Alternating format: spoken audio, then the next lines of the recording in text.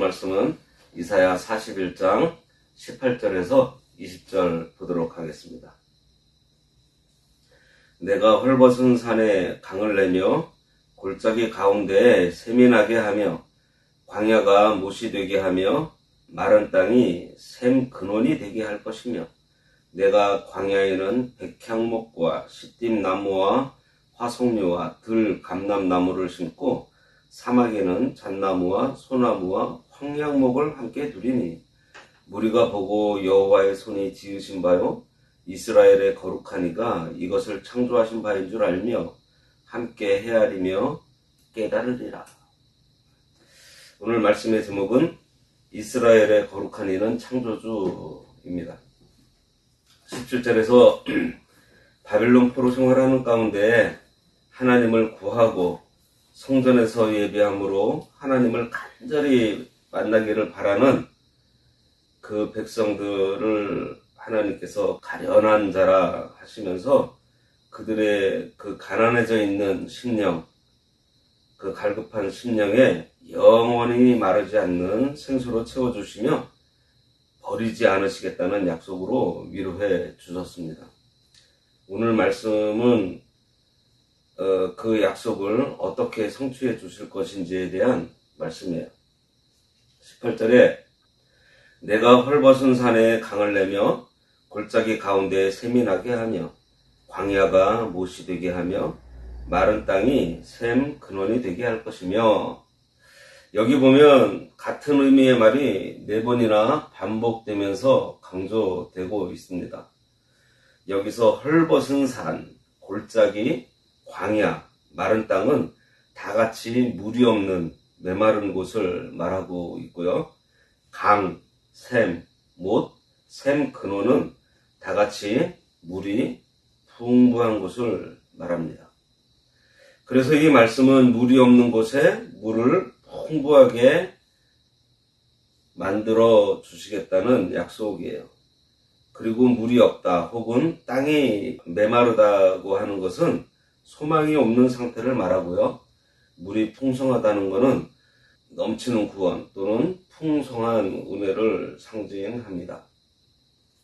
따라서 이 말씀은 1차적으로 바벨론 포로 생활 가운데에서 아무런 소망도 없고 고통 가운데 있는 이스라엘 백성들에게 넘치는 은혜를 베풀어서 그들을 회복해 주실 것을 예언하는 것이고요. 궁극적으로는 메마른 사막과 같이 소망이라고는 전혀 없는 이 세상에 생수의 근원이신 그리스도를 보내주셔서 인류가 생명의 물을 풍성하게 공급받게 하실 것을 예언하는 말씀입니다. 하나님의 은혜가 없는 곳은요, 다 헐벗은 산과 같은 곳입니다. 그런데 상한 심령으로 하나님께 간구했더니 하나님께서 응답해 주시고 그 쓸모없는 헐벗은 산에서 강을 내어 주시겠다는 말씀이에요. 이것은 그 헐벗은 산에서 물이 솟아나서 흘러났다 이러한 말이 아닙니다. 이것은 영적인 의미로 메마른 그들의 심령에 복음을 주시는 것을 말하고 있는데요. 지금 그들이 많은 고통을 당하고 있었기 때문에 하나님의 이런 말씀을 고통 중에 떠올랐을 때 놀라움이 있을 것입니다. 무엇인가 하면은 지금 이 예언은요, 앞으로 150년 후의 예언입니다. 그때 귀환하게 되었을 때 이 예언이 떠올랐을 거예요. 이 예언이 그들의 부모들을 통해서 구손으로 계속 이어지는 예언이었는데 막상 그날이 되고 나니 참 놀랐을 것입니다. 참으로 하나님의 말씀이 성취가 되고 있구나 하면서 말입니다. 여기 골짜기 가운데 샘이 나게 한다 그랬습니다. 골짜기에는요, 비가 온 후에 이렇게 졸졸졸졸 흐르는 물이 보통 있기 마련인데 거기에 샘이 나게 하겠다고 하셨어요. 샘은 뭐예요? 끊어지지 않고 계속해서 솟아나는 그 물을 말합니다.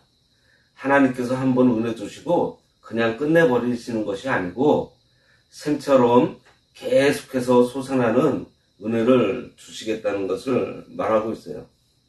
앞에 있는 헐벗은 산에서 강이 흐르게 한다는 것은 은혜의 양을 얘기를 하는 것이면, 이 골짜기의 샘물은요, 멈추지 않고 끊임없는 은혜를 지금 말하고 있는 거예요.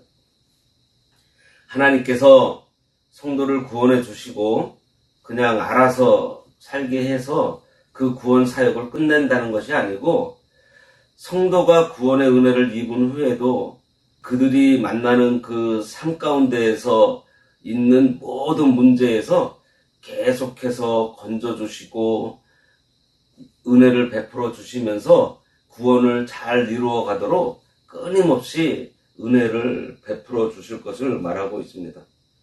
다음은 광야가 못이 되게 하며 이렇게 말씀하고 있어요. 못은요, 이렇게 저장되어져 있는 물이에요. 물을 담아서 보관하는 곳입니다. 그럼 저수지 같은 경우는 큰 못이라고 할 수 있겠죠. 예.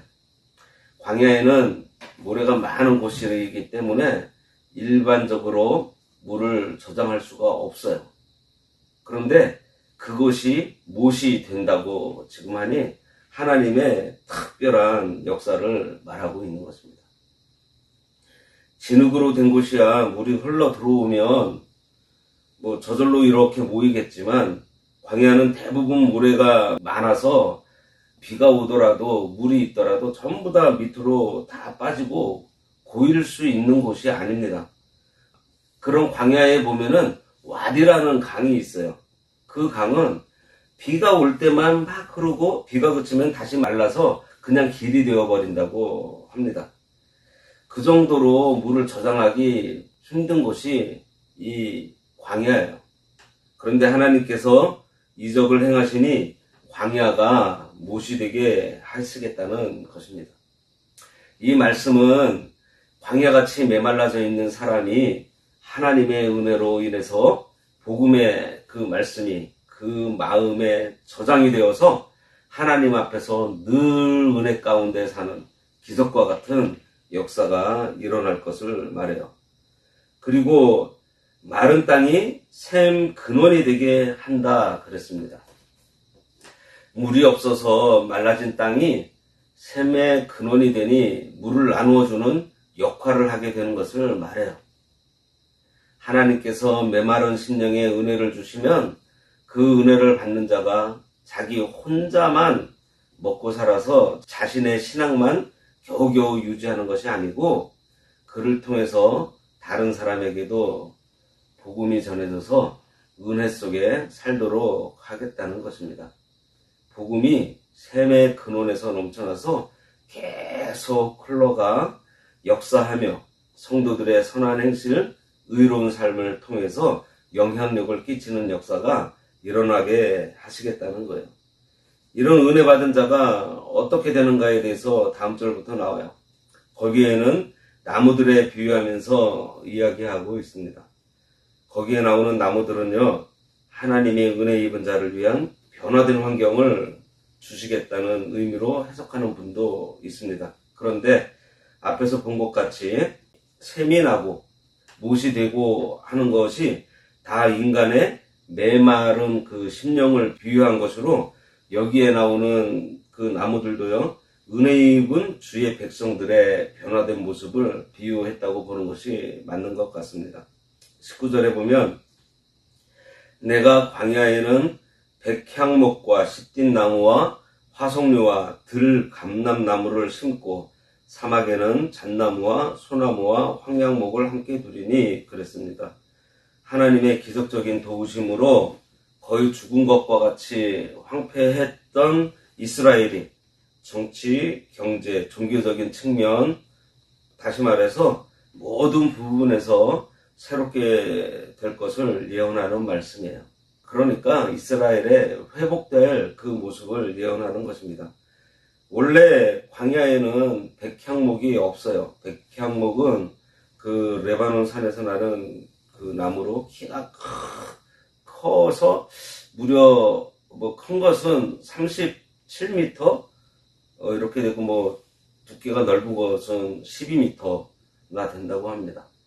그래서 백향목은 좋은 건축 재료로 여겨져서 성전, 또 궁전을 지을 때 많이 사용됐고, 또 고가 물품들, 악기 이런 것을 만드는 데 사용되었습니다. 이런 나무가 사막에 있을 리가 만무하죠. 그렇다면 이 말은 무엇을 말하려고 하는 것일까요? 그것은 마른 땅 같은 심령에 은혜의 이 복음이 와서 백향목 같이 된다고 한 것입니다. 그러니 이 성전의 귀한 기둥처럼 그 쓰임받는 귀한 존재가 된다는 거예요. 성전을 짓는데 사용되는 재료가 된다는 것입니다. 그리고 시띠나무는요, 백향목과는 달라서 광야에서 나는 질이 좋은 목재라고 합니다. 그 아카시아과 나무인데 법궤를 만들고 성막을 지을 때 사용되었던 나무예요. 둘 다 특징이 뭐죠? 성전과 성막을 지을 때 사용되었던 나무들. 법궤나 분향단은 시띠나무에 금을 입혀서 만들었는데 하나님의 성전에서 귀하게 쓰이게 된 나무입니다.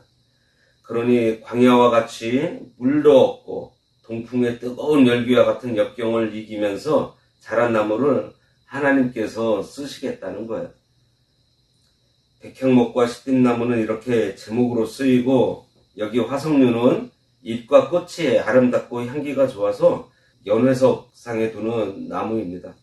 그 다음에 들감람나무를 심는다고 했는데 왜 들감람나무를 심느냐 하니, 보통 감람나무는 광야에서 서식할 능력이 약하기 때문에 잘 자라지 못한다고 합니다. 그래서 들감람나무란 말을 사용했는데 광야에서도 잘 뻗어나가는 이 생명력이 강한 나무라는 것을 말씀하고 있어요. 사막에서 기름을 생산하는 들감람나무, 감람나무가 올리브인 건 아시죠? 올리브나무. 들감람나무 같이 역경 중에도 열매를 맺는 귀한 인물로 일어나게 하시겠다는 거예요. 참 감사합니다. 또 잣나무와 소나무와 황양목을 함께 둔다고 했어요. 잣나무와 소나무도 제목으로 쓰여요. 황양목은 특별히 단단해서 도장을 새긴다든지 어떠한 것을 새기는 데 쓰여지는 것인데 각양각색의 제목들이 있을 것을 말하고 있습니다. 하나님의 은혜가 우리 속의 역사에서 제목으로도 쓰이고 열매 맺히는 것을 말하는데, 문자대로 이러한 역사는요, 이스라엘에서는 일어나지 않아요. 백향목이 광야에서 자란 일도 없었고 소나무, 잣나무도 광야에서 나지 않았습니다.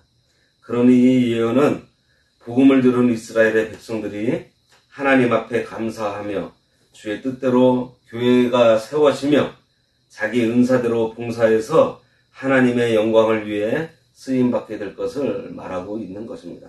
20절, 우리가 보고 여호와의 손이 지으신 바요 이스라엘의 거룩한 이가 이것을 창조하신 바인 줄 알며 함께 헤아리며 깨달으리라. 무리가 보고 여호와의 손이 지으신 바요 이스라엘의 거룩한 이가 이것을 창조하신 바인 줄 알며 함께 헤아리며 깨달으리라. 이스라엘이 회복되는 것을 본 사람들이 그 모든 일들이 여호와 하나님께서 하신 줄을 깨닫게 된다는 것입니다. 생각해 보세요.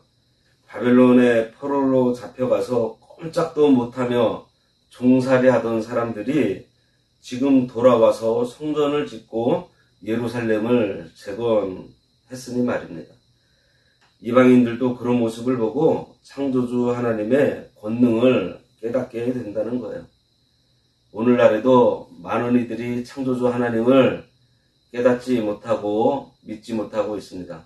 하지만 예수님께서 오셔서 이 최종적인 새 예루살렘이 내려올 때에 모든 사람들이 참으로 하나님께서 살아 계셨구나, 그 하나님은 참 신이셨구나, 창조주이셨구나, 이렇게 깨닫게 된다는 것입니다.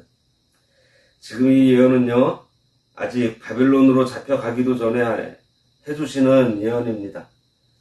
그러니 150년이 지나서 이스라엘이 이 말씀을 듣고 얼마나 놀랐을 것이고 말씀대로 성취되는 것을 보면서 확신에 차서 막 힘이 솟아났을 것입니다.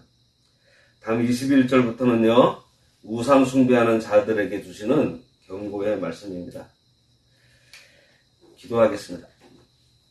헐벗은 산에 강을 내어주시고 골짜기에 샘이 내게 하시며 광야가 못이 되게 하시고 마른 땅이 샘의 근원이 되게 하시는 하나님 아버지, 이러한 은혜로 회복시켜 주시고 또 하나님께서 이 회복된 자들에게 귀한 은사를 주어 살아가게 하시니 참으로 감사합니다. 그 귀한 은사로 저희가 살아갈 때 우리의 삶을 통해서 하나님을 계시하여 주심으로 영광 받으신다고 하셨사오니 저희들 날마다 믿음 위에 영적 성전을 잘 건축하는 그런 삶을 살아가도록 우리들의 인생을 붙들어 주시고 인도하여 주시옵소서. 아멘. 예수님의 이름으로 기도드리옵나이다. 아멘. 아멘. 하늘에 계신 우리 아버지여, 이름이 거룩히 여김을 받으시오며 나라가 임하시오며 뜻이 하늘에서 이루어진 것 같이 땅에서도 이루어지이다. 오늘날 우리에게 일용할 양식을 주옵시고 우리가 우리에게 죄 지은 자를 사하여 준 것 같이 우리 죄를 사하여 주옵시고 우리를 시험에 들게 하지 마옵시고 다만 악에서 구하옵소서. 대개 나라와 권세와 영광이 아버지께 영원히 있사옵나이다. 아멘.